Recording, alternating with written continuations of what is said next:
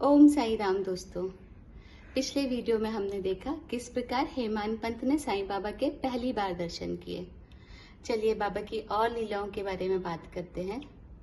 जब हेमांत पंत साईं बाबा के दर्शन करके साठेवाड़ा में विश्राम कर रहे थे, तभी बाला साहेब तथा उनके बीच गुरु की आवश्यकता पर विवाद छिड़ गया। हेमांत पंत ने स्वतंत्रता का पक्ष लिया तथा बाला साहेब ने प्रारब्ध का। हेमांत पंत ने कहा, जब स्वयं कर्म करना ही पड़ता है तब गुरु की आवश्यकता ही क्या है। प्रत्येक को स्वयं ही पूर्ण प्रयत्न कर खुद को आगे बढ़ाने का प्रयास करना चाहिए। बाला साहेब ने कहा, जो विधि लिखित है वह तो होकर ही रहेगा। कहावत है, मेरे मन कछु और है विधाता के कछु और।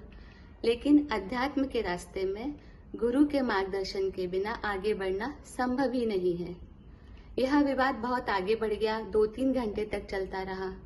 उसका परिणाम यह हुआ कि हेमांत पंत की मानसिक शांति भंग हो गई। उन्हें यह विचार आया, क्या हम इतने ऊंचे ऊंचे विषयों पर विवाद करने के लिए सक्षम हैं?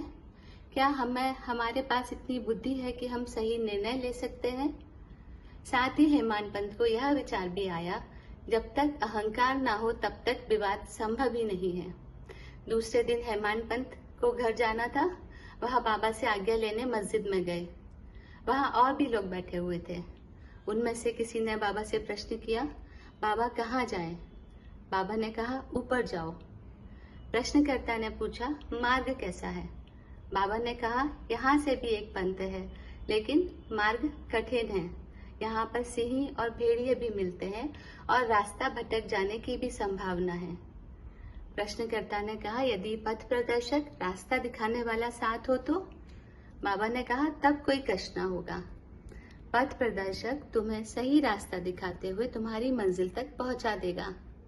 हेमांत पंत भी वहां उपस्थित थे और उन्होंने यह सब सुना और उन्हें यह विचार आया कि जो विवाद उनके बीच और बाला साहेब के बीच चल रहा था गुरु की आवश्यकता के ऊपर, यह उसी का उत्तर है।